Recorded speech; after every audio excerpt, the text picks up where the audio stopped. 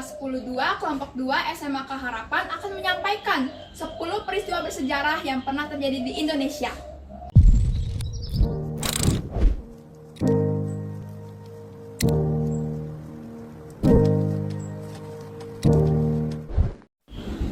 Peristiwa yang pertama yaitu Perjanjian Roem-Royen. Peristiwa ini merupakan perundingan antara bangsa Indonesia dan Belanda. Peristiwa ini merupakan peristiwa penting bagi bangsa Indonesia karena dengan adanya peristiwa ini bangsa Indonesia diakui kedaulatan negaranya oleh bangsa Belanda. Peristiwa ini terjadi di Hotel Des Indes Jakarta pada tanggal 14 sampai 24 April 1949. Dan kesepakatan ini ditandatangani pada tanggal 7 Mei 1949. Pelaku sejarahnya dari delegasi Indonesia yaitu Muhammad Roem sebagai ketua delegasi dan anggotanya ada Supomo dan Muhammad Hatta. Dan berikutnya dari delegasi Belanda ada Dr. G.H. van Rooyen sebagai ketua delegasi dan anggotanya ada Dr. Gede, Jacob, dan Dr. Van. Dan berikutnya ada juga perwakilan dari UNCL yaitu United Nations Commission of Indonesia dan yang menghasilkan kesepakatan. Baik, peristiwa yang kedua yaitu ada peristiwa Merah Putih di Manado. Peristiwa ini merupakan upaya dari rakyat Sulawesi Utara dalam mempertahankan wilayah mereka dari bangsa Belanda yang ingin merebutnya.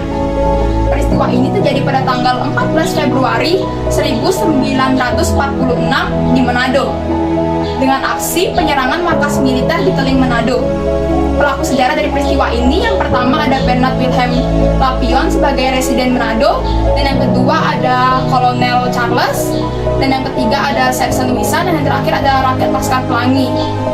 Selanjutnya, terdapat peristiwa lepasan Timur Timur dari Indonesia tahun 1999. Timur Timur lepas dari Indonesia tahun 1999 karena rakyatnya lewat referendum PBB pada tanggal 30 Agustus tahun 1999. Mayoritas memilih merdeka. Referendum itu lahir dari sejarah jajahan Portugal, konflik, dan pelanggaran HAM sejak integrasi tahun 1975, tekanan internasional, dan reformasi politik Indonesia setelah Soeharto jatuh. Baik, peristiwa yang selanjutnya yaitu pertempuran Ambarawa. Pertempuran ini dimulai pada saat kedatangan para sekutu yang dibantu oleh Nica, di mana bertujuan untuk membebaskan para tawanan perang Belanda. Namun peristiwa ini juga dibarengi dengan para sekutu mempersenjatai para tawanan Belanda dan memicu kemarahan para rakyat dan juga TKR, di mana TKR ini merupakan Tentara Keamanan Rakyat. Perang ini berlangsung sangat sengit, di mana TKR dipimpin oleh Sudirman dan juga memperkenalkan taktik gelar Sumbit Usang yang bertujuan untuk mendorong para tawanan Belanda untuk mundur. Dan taktik ini berhasil, di mana para sekutu mundur dari Ambarawa dan juga hari itu diperingati sebagai Juang Kartika. Baik, selanjutnya yaitu peristiwa Trisakti. Peristiwa ini merupakan peristiwa penembakan terhadap para mahasiswa Universitas Trisakti yang sedang melakukan demonstrasi untuk memperjuangkan reformasi Indonesia. Peristiwa ini terjadi pada tanggal 12 Mei 1998 di Jakarta dan menimbulkan demonstrasi yang lebih luas dan juga lengsernya Soeharto, dan menjadi pertanda bahwa reformasi telah terjadi. Baik, peristiwa selanjutnya yaitu peristiwa Perang Puputan Margerana.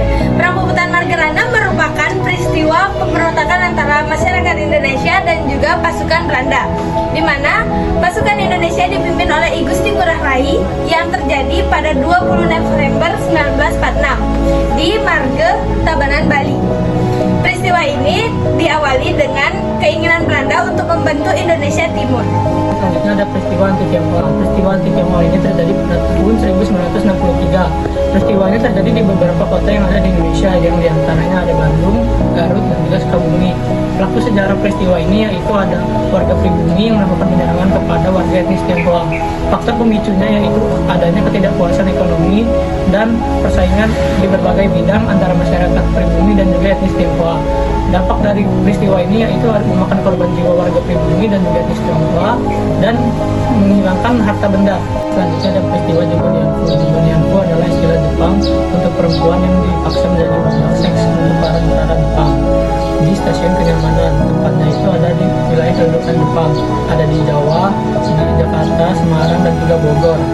Dan waktunya itu pada tahun 1942 sampai 1945, pada saat Jepang menjajah Indonesia, dan para pelakunya yaitu para kekaisaran Jepang dan dibantu oleh calon lokal. Dan korban-korbannya yaitu ada korban perempuan Indonesia dari remaja sampai dewasa. Selanjutnya ada peristiwa Perjanjian Renville. Perjanjian Renville berlangsung di atas kapal perang Amerika Serikat USS Renville di Jakarta pada 17 Januari tahun 1948 dengan pelaku utama dari pihak Indonesia yaitu Amir Saifuddin beserta deklarasi dari pihak Belanda yaitu Abdul Qadir Wijojo Muncul bersama timnya serta dimediasi oleh Komisi Tiga Negara atau KTN.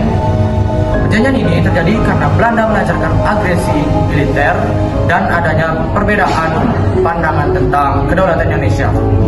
Selanjutnya ada peristiwa Kerusuhan Mei tahun 1998. Kerusuhan Mei adalah kerusuhan rasial yang terjadi di Indonesia pada 13 sampai 15 Mei. Terutama di Jakarta dan beberapa kota besar lainnya seperti Medan dan Surabaya. Kerusuhan ini menarikan etnis Tionghoa dan menyebabkan banyak korban jiwa serta kerugian materi yang besar. Kerusuhan Mei juga dikenal sebagai tragedi 98. Kerusuhan Mei merujuk pada berbagai kelompok masyarakat yang terlibat aktif, bermaksud rakyat yang melakukan protes terhadap kondisi ekonomi dan politik yang memburuk dan berakhirnya era Orde Baru.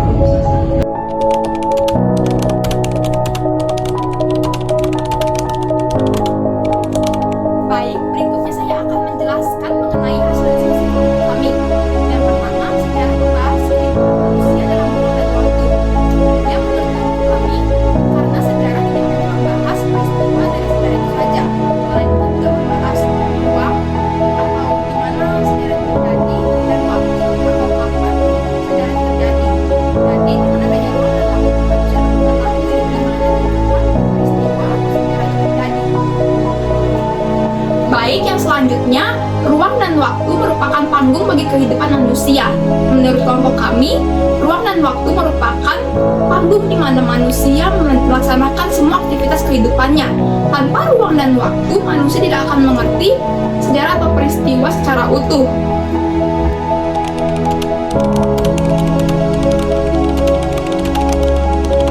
Kesimpulannya adalah bangsa Indonesia memiliki sejarah yang panjang mulai dari masa penjajahan dan juga perjuangan meraih kemerdekaan.